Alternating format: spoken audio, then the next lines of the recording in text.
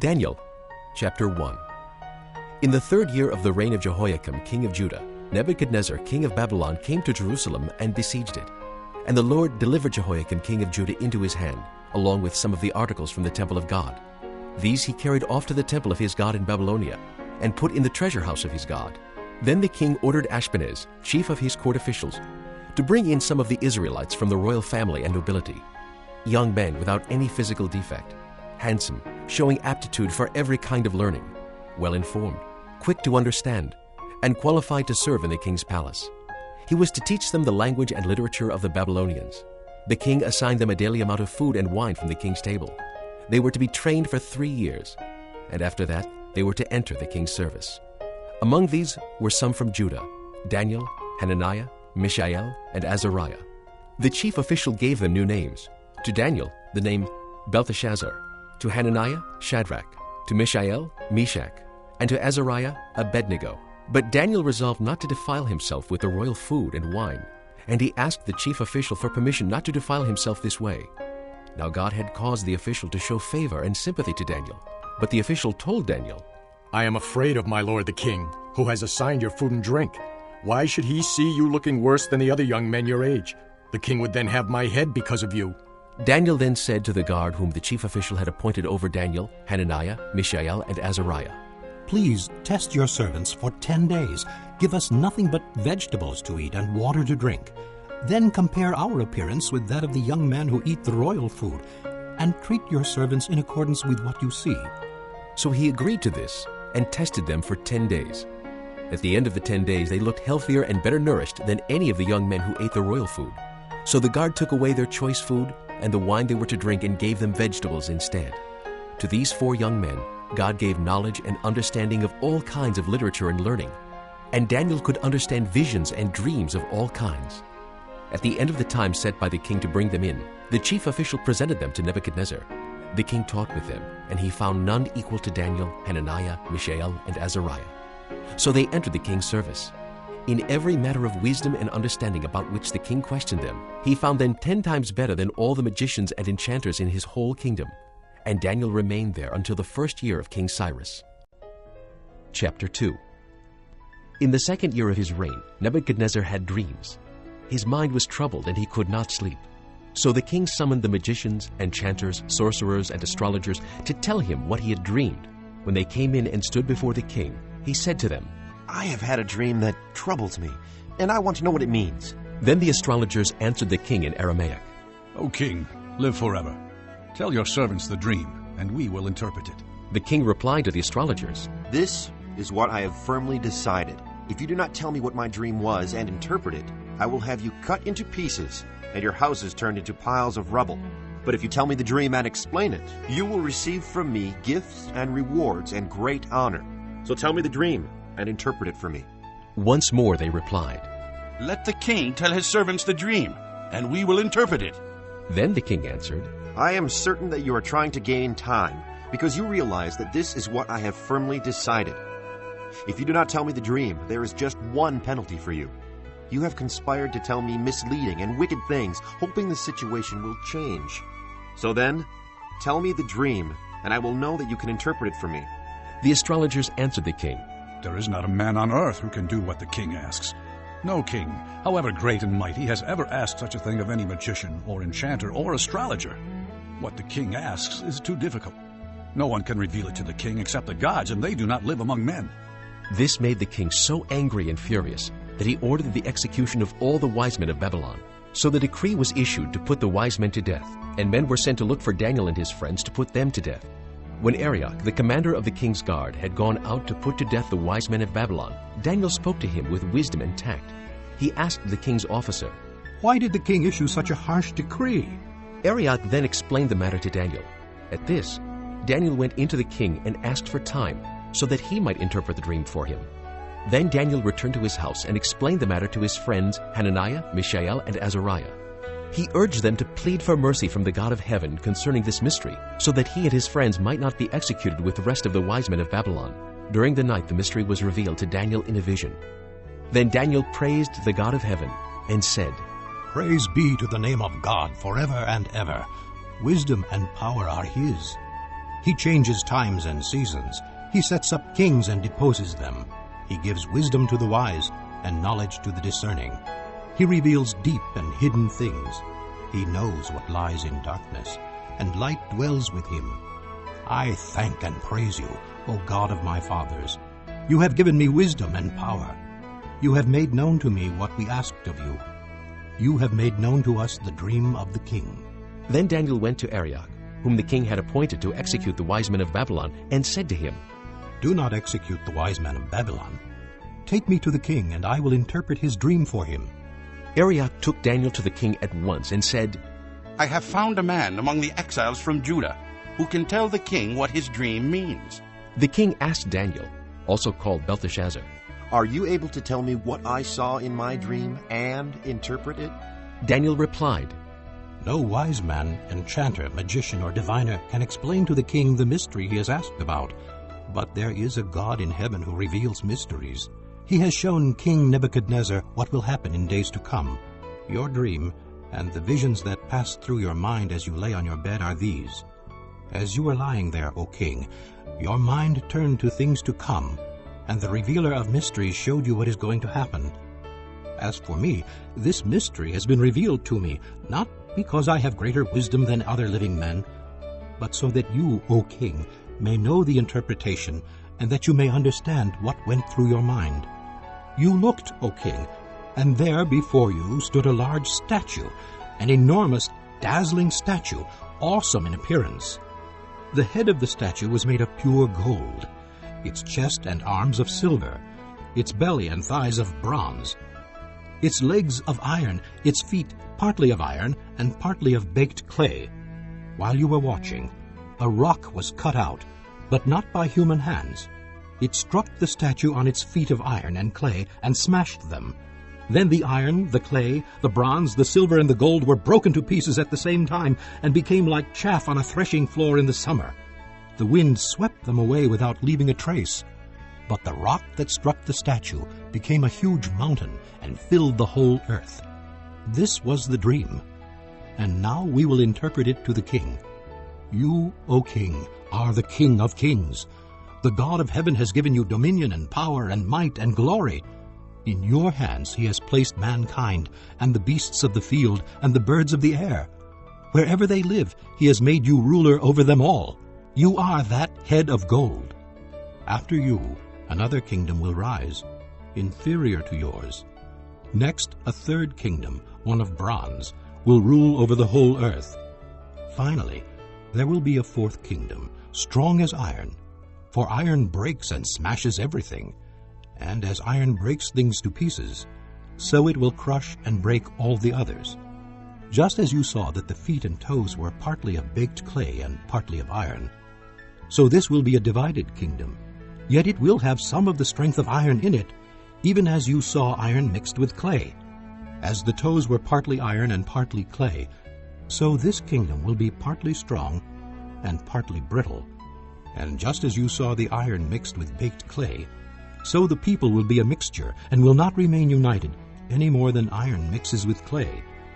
In the time of those kings, the God of heaven will set up a kingdom that will never be destroyed, nor will it be left to another people. It will crush all those kingdoms and bring them to an end, but it will itself endure forever. This is the meaning of the vision of the rock cut out of a mountain, but not by human hands, a rock that broke the iron, the bronze, the clay, the silver, and the gold to pieces. The great God has shown the king what will take place in the future. The dream is true, and the interpretation is trustworthy. Then you, O king, are the King of kings. The God of heaven has given you dominion and power and might and glory. In your hands he has placed mankind and the beasts of the field and the birds of the air. Wherever they live, he has made you ruler over them all. You are that head of gold. After you, another kingdom will rise, inferior to yours. Next, a third kingdom, one of bronze, will rule over the whole earth. Finally, there will be a fourth kingdom, strong as iron. For iron breaks and smashes everything, and as iron breaks things to pieces, so it will crush and break all the others. Just as you saw that the feet and toes were partly of baked clay and partly of iron, so this will be a divided kingdom. Yet it will have some of the strength of iron in it, even as you saw iron mixed with clay. As the toes were partly iron and partly clay, so this kingdom will be partly strong and partly brittle. And just as you saw the iron mixed with baked clay, so the people will be a mixture and will not remain united, any more than iron mixes with clay. In the time of those kings, the God of heaven will set up a kingdom that will never be destroyed, nor will it be left to another people. It will crush all those kingdoms and bring them to an end, but it will itself endure forever. This is the meaning of the vision of the rock cut out of a mountain, but not by human hands, a rock that broke the iron, the bronze, the clay, the silver, and the gold to pieces.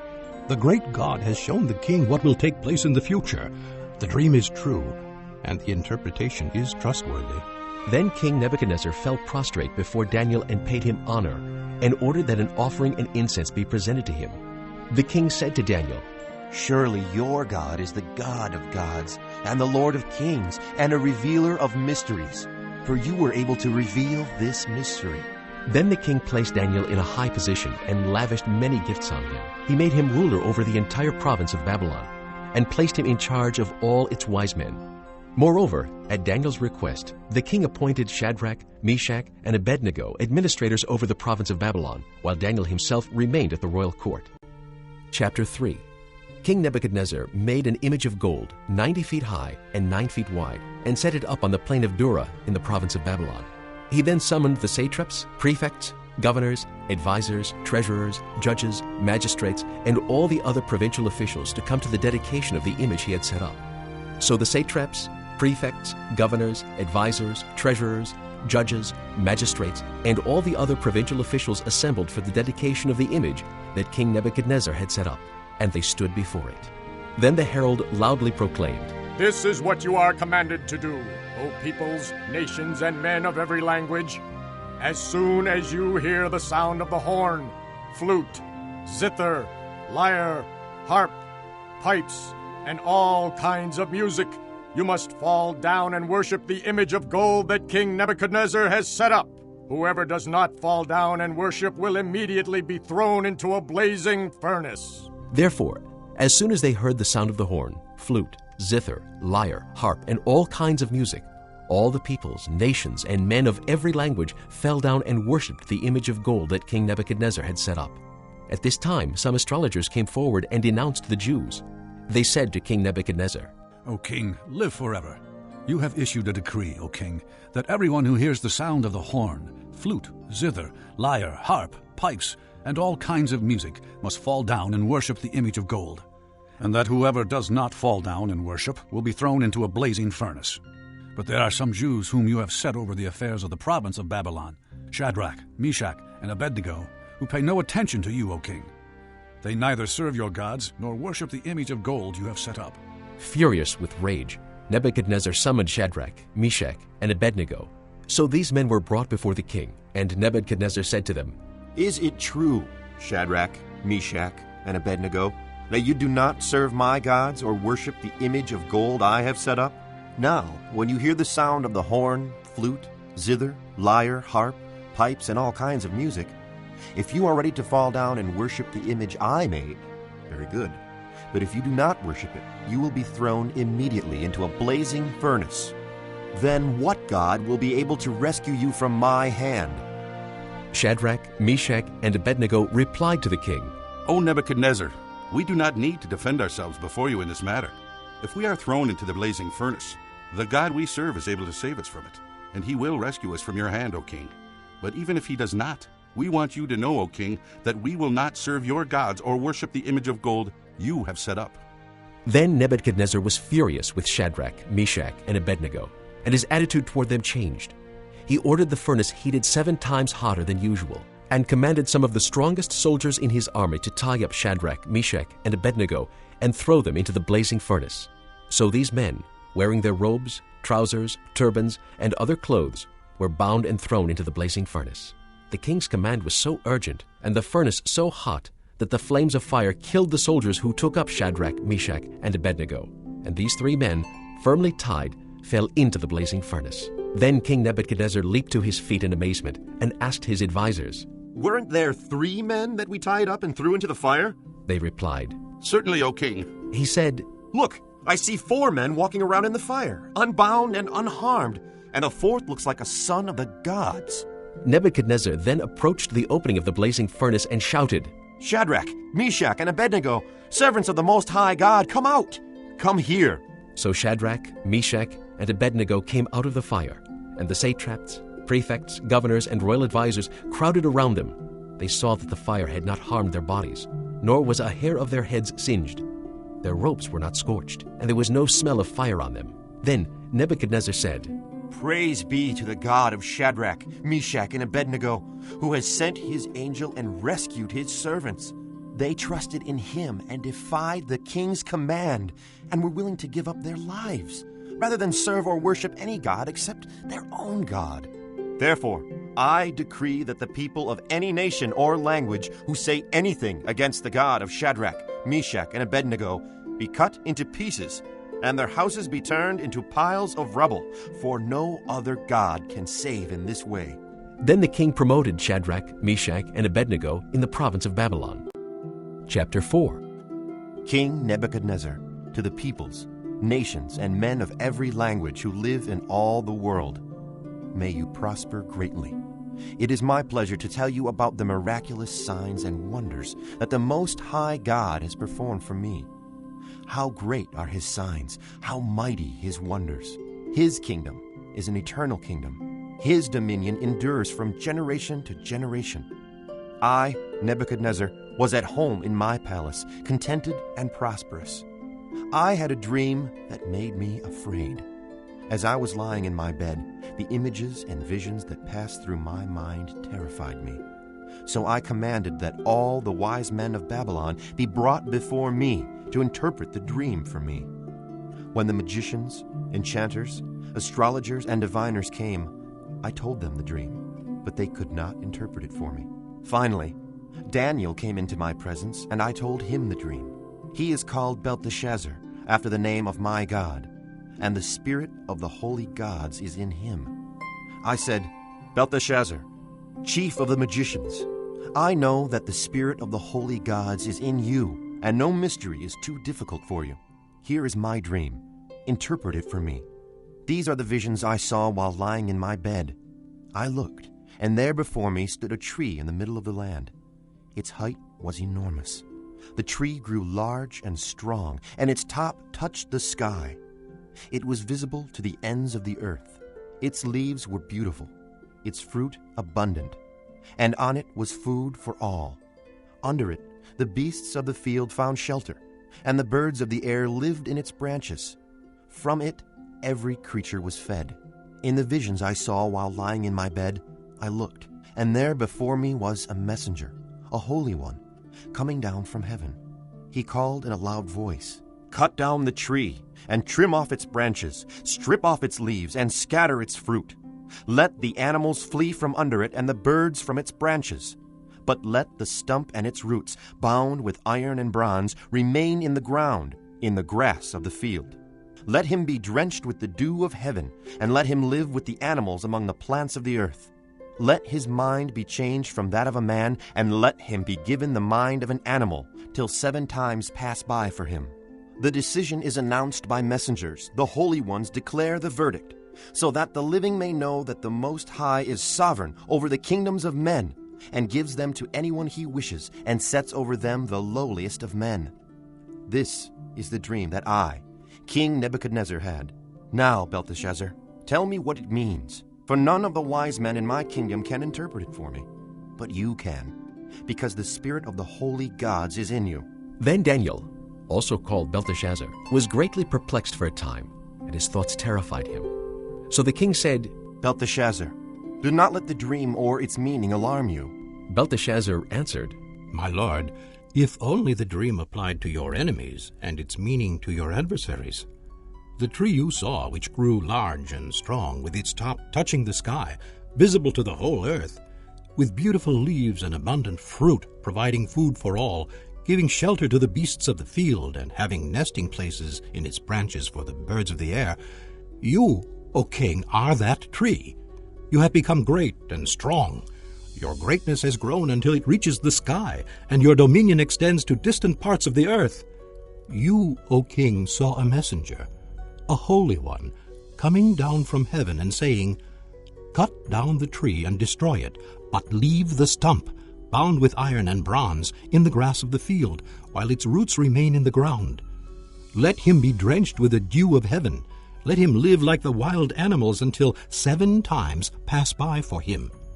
This is the interpretation, O king, and this is the decree the Most High has issued against my lord the king. You will be driven away from people, and will live with the wild animals. You will eat grass like cattle, and be drenched with the dew of heaven. 7 times will pass by for you, until you acknowledge that the Most High is sovereign over the kingdoms of men, and gives them to anyone he wishes.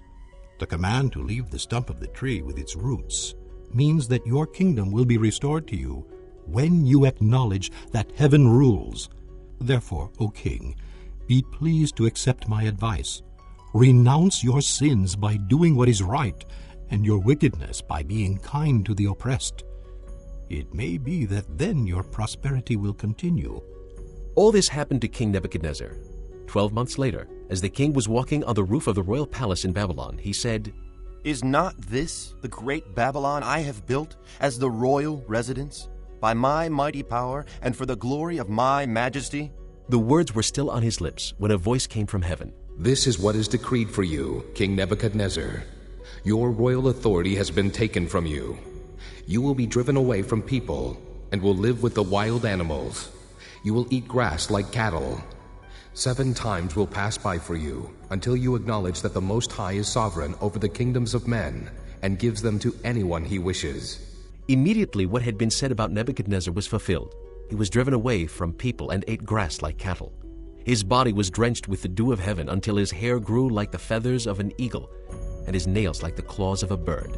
At the end of that time, I, Nebuchadnezzar, raised my eyes toward heaven, and my sanity was restored. Then I praised the Most High. I honored and glorified him who lives forever. His dominion is an eternal dominion. His kingdom endures from generation to generation. All the peoples of the earth are regarded as nothing. He does as he pleases. With the powers of heaven and the peoples of the earth, no one can hold back his hand or say to him, What have you done? At the same time that my sanity was restored, my honor and splendor will return to me for the glory of my kingdom. My advisors and nobles sought me out, and I was restored to my throne and became even greater than before. Now I, Nebuchadnezzar, praise and exalt and glorify the King of heaven, because everything he does is right and all his ways are just, and those who walk in pride he is able to humble. Chapter 5. King Belshazzar gave a great banquet for 1,000 of his nobles and drank wine with them.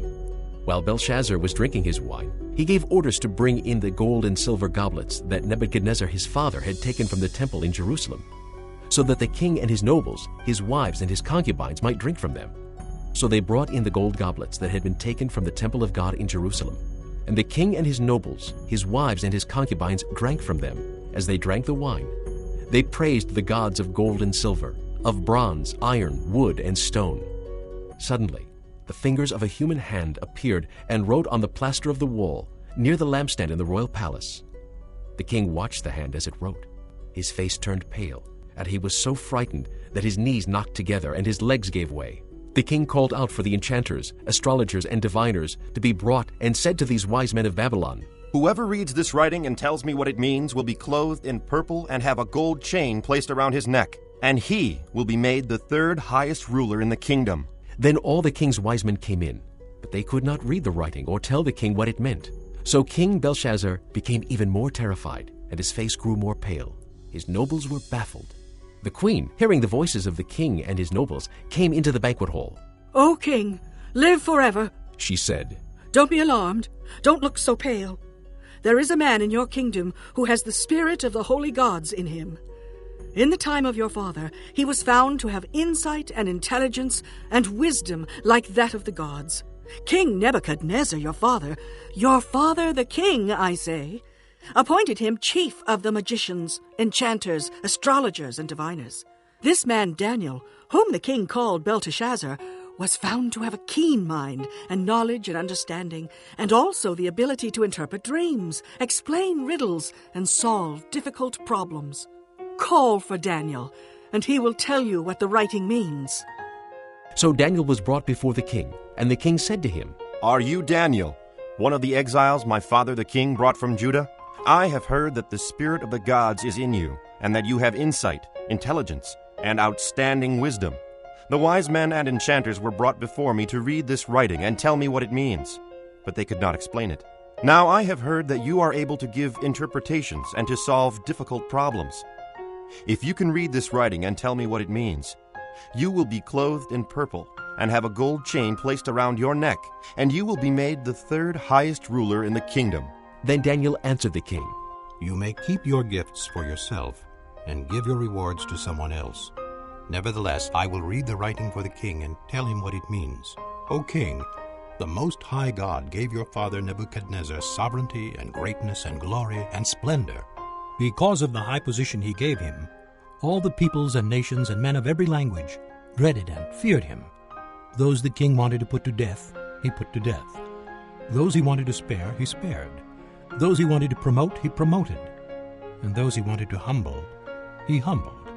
But when his heart became arrogant and hardened with pride, he was deposed from his royal throne and stripped of his glory. He was driven away from people and given the mind of an animal. He lived with the wild donkeys and ate grass like cattle, and his body was drenched with the dew of heaven, until he acknowledged that the Most High God is sovereign over the kingdoms of men and sets over them anyone he wishes. But you, his son, O Belshazzar, have not humbled yourself, though you knew all this.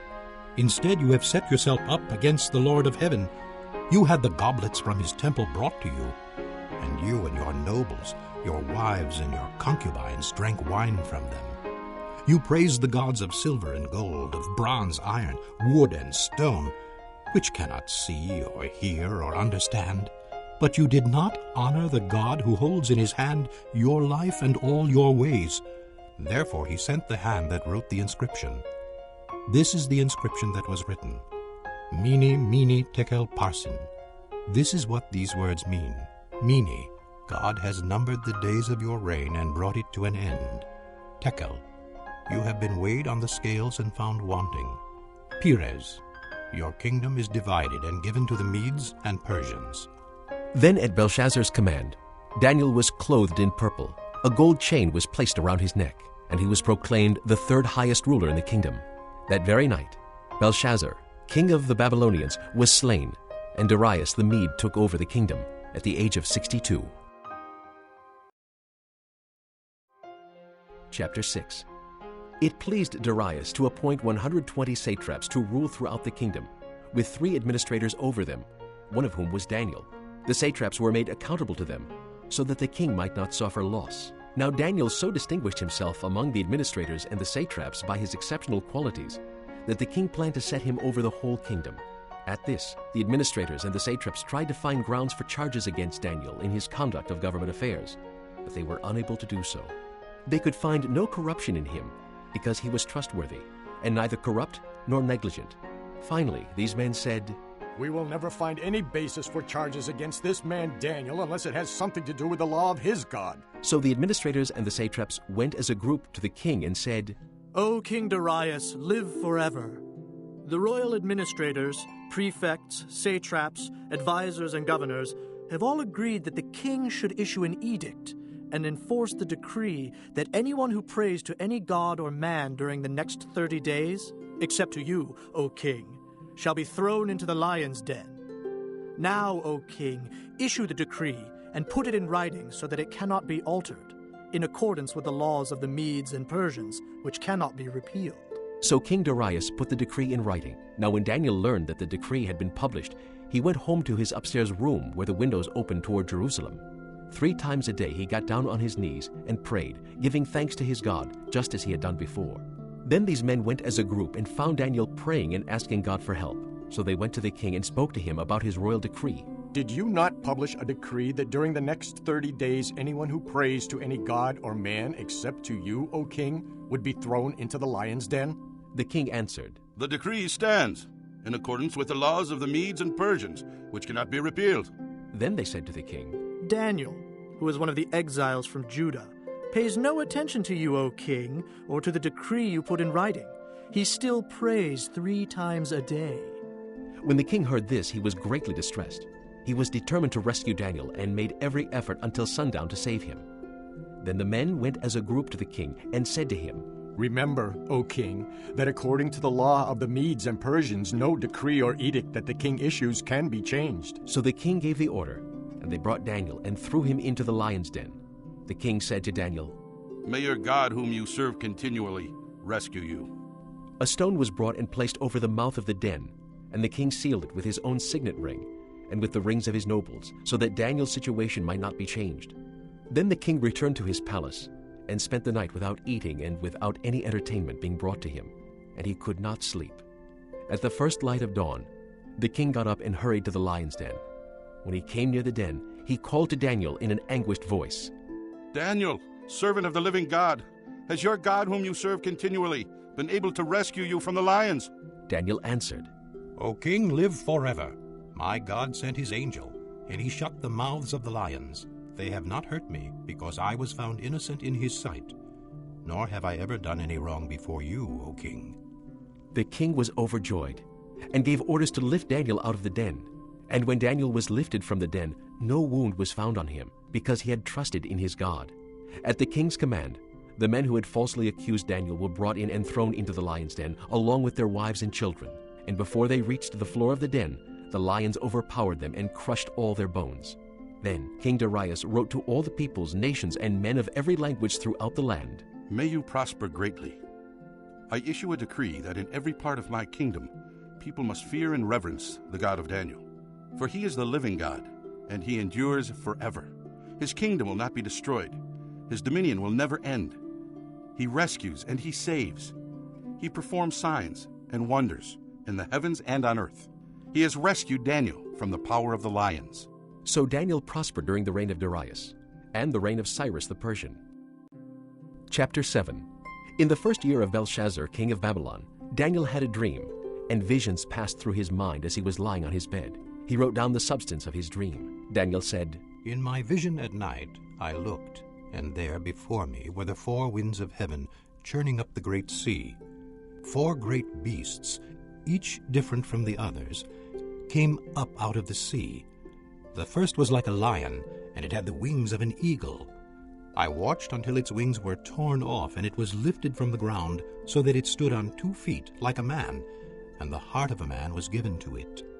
And there before me was a second beast, which looked like a bear. It was raised up on one of its sides, and it had 3 ribs in its mouth between its teeth.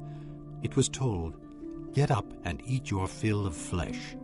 After that I looked, and there before me was another beast, one that looked like a leopard, and on its back it had 4 wings like those of a bird.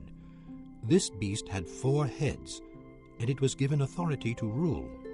After that, in my vision at night I looked, and there before me was a 4th beast, terrifying and frightening and very powerful. It had large iron teeth.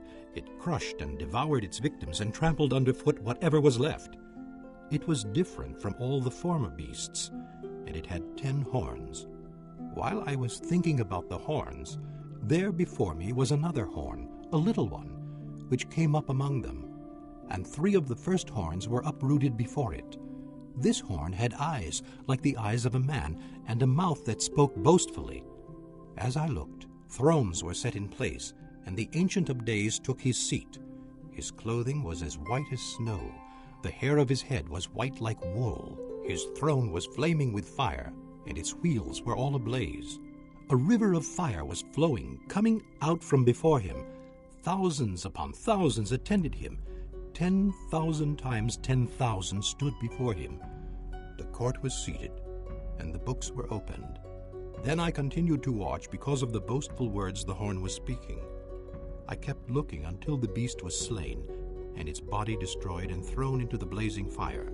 The other beasts had been stripped of their authority, but were allowed to live for a period of time. In my vision at night I looked, and there before me was one like a son of man, coming with the clouds of heaven. He approached the Ancient of Days and was led into his presence. He was given authority, glory, and sovereign power. All peoples, nations, and men of every language worshipped him. His dominion is an everlasting dominion that will not pass away, and his kingdom is one that will never be destroyed. I, Daniel, was troubled in spirit, and the visions that passed through my mind disturbed me. I approached one of those standing there and asked him the true meaning of all this. So he told me and gave me the interpretation of these things. The 4 great beasts are 4 kingdoms that will rise from the earth, but the saints of the Most High will receive the kingdom and will possess it forever, yes, forever and ever. Then I wanted to know the true meaning of the 4th beast, which was different from all the others and most terrifying, with its iron teeth and bronze claws, the beast that crushed and devoured its victims and trampled underfoot whatever was left. I also wanted to know about the 10 horns on its head, and about the other horn that came up, before which 3 of them fell, the horn that looked more imposing than the others, and that had eyes and a mouth that spoke boastfully. As I watched, this horn was waging war against the saints and defeating them, until the Ancient of Days came and pronounced judgment in favor of the saints of the Most High, and the time came when they possessed the kingdom. He gave me this explanation. The 4th beast is a 4th kingdom that will appear on earth. It will be different from all the other kingdoms, and will devour the whole earth, trampling it down and crushing it. The 10 horns are 10 kings who will come from this kingdom. After them another king will arise, different from the earlier ones. He will subdue 3 kings. He will speak against the Most High and oppress his saints, and try to change the set times and the laws. The saints will be handed over to him for a time, times, and half a time. But the court will sit, and his power will be taken away and completely destroyed forever. Then the sovereignty, power, and greatness of the kingdoms under the whole heaven will be handed over to the saints, the people of the Most High. His kingdom will be an everlasting kingdom, and all rulers will worship and obey him. This is the end of the matter. I, Daniel, was deeply troubled by my thoughts, and my face turned pale, but I kept the matter to myself. Chapter 8. In the 3rd year of King Belshazzar's reign, I, Daniel, had a vision after the one that had already appeared to me. In my vision I saw myself in the citadel of Susa in the province of Elam. In the vision I was beside the Ulai Canal. I looked up, and there before me was a ram with 2 horns, standing beside the canal, and the horns were long. One of the horns was longer than the other, but grew up later. I watched the ram as he charged toward the west and the north and the south. No animal could stand against him, and none could rescue from his power. He did as he pleased and became great. As I was thinking about this, suddenly a goat with a prominent horn between his eyes came from the west, crossing the whole earth without touching the ground. He came toward the 2-horned ram I had seen standing beside the canal, and charged at him in great rage. I saw him attack the ram furiously, striking the ram and shattering his 2 horns. The ram was powerless to stand against him. The goat knocked him to the ground and trampled on him, and none could rescue the ram from his power. The goat became very great, but at the height of his power, his large horn was broken off, and in its place 4 prominent horns grew up toward the 4 winds of heaven. Out of one of them came another horn, which started small but grew in power to the south and to the east and toward the beautiful land. It grew until it reached the host of the heavens, and it threw some of the starry host down to the earth and trampled on them. It set itself up to be as great as the prince of the host. It took away the daily sacrifice from him, and the place of his sanctuary was brought low. Because of rebellion, the host of the saints and the daily sacrifice were given over to it. It prospered in everything it did, and truth was thrown to the ground. Then I heard a Holy One speaking, and another Holy One said to him, "How long will it take for the vision to be fulfilled, the vision concerning the daily sacrifice, the rebellion that causes desolation, and the surrender of the sanctuary and of the host that will be trampled underfoot?" He said to me, It will take 2,300 evenings and mornings. Then the sanctuary will be reconsecrated. While I, Daniel, was watching the vision and trying to understand it, there before me stood one who looked like a man. And I heard a man's voice from the Uli calling, "Gabriel, tell this man the meaning of the vision." As he came near the place where I was standing, I was terrified and fell prostrate. "Son of man," he said to me, "understand that the vision concerns the time of the end." While he was speaking to me, I was in a deep sleep with my face to the ground. Then he touched me and raised me to my feet. He said, "I'm going to tell you what will happen later in the time of wrath, because the vision concerns the appointed time of the end.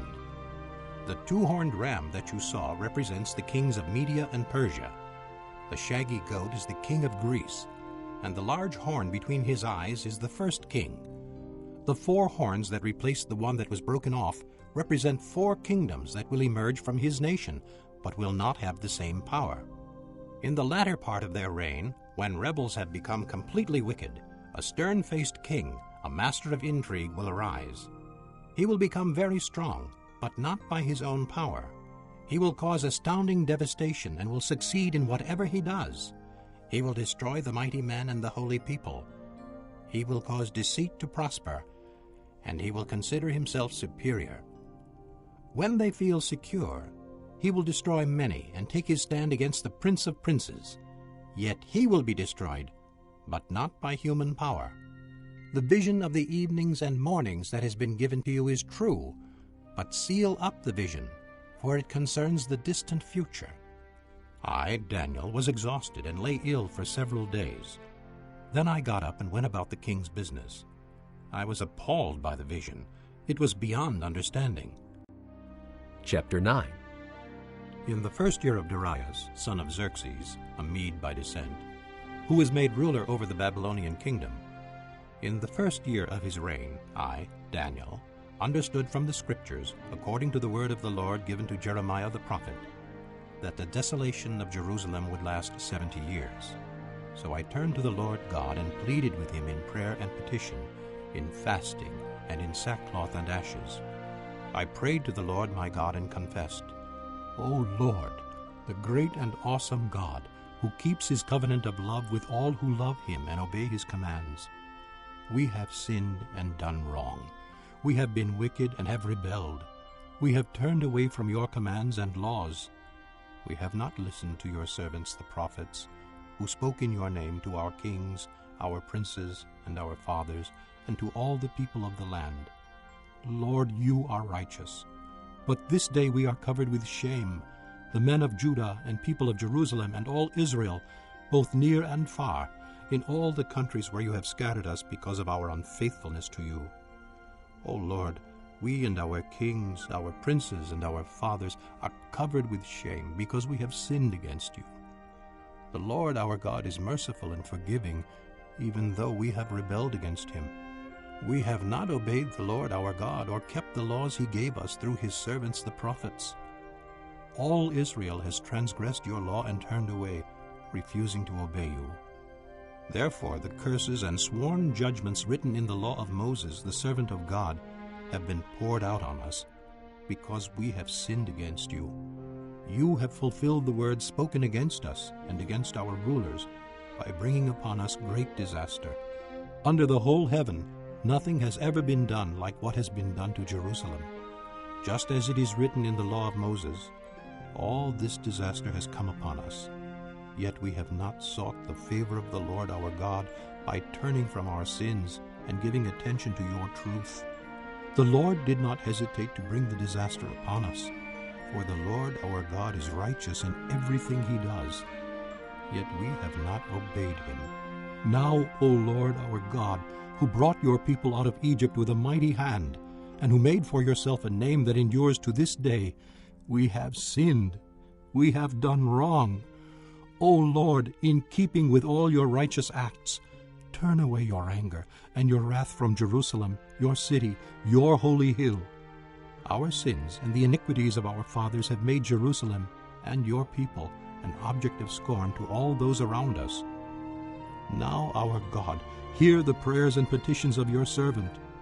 For your sake, O Lord, look with favor on your desolate sanctuary. Give ear, O God, and hear. Open your eyes and see the desolation of the city that bears your name. We do not make requests of you because we are righteous, but because of your great mercy. O Lord, listen. O Lord, forgive. O Lord, hear and act. For your sake, O my God, do not delay, because your city and your people bear your name. While I was speaking and praying, confessing my sin and the sin of my people Israel, and making my request to the Lord my God for his holy hill, while I was still in prayer, Gabriel, the man I had seen in the earlier vision, came to me in swift flight about the time of the evening sacrifice. He instructed me and said to me, Daniel, I have now come to give you insight and understanding. As soon as you begin to pray, an answer was given, which I have come to tell you, for you are highly esteemed. Therefore, consider the message and understand the vision. 70 sevens are decreed for your people and your holy city to finish transgression, to put an end to sin, to atone for wickedness, to bring in everlasting righteousness, to seal up vision and prophecy, and to anoint the most holy. Know and understand this. From the issuing of the decree to restore and rebuild Jerusalem until the Anointed One, the ruler, comes, there will be 7 sevens and 62 sevens. It will be rebuilt with streets and a trench, but in times of trouble. After the 62 sevens, the Anointed One will be cut off and will have nothing. The people of the ruler who will come will destroy the city and the sanctuary. The end will come like a flood. War will continue until the end, and desolations have been decreed. He will confirm a covenant with many for 1 7. In the middle of the 7, he will put an end to sacrifice and offering. And on a wing of the temple, he will set up an abomination that causes desolation, until the end that is decreed is poured out on him.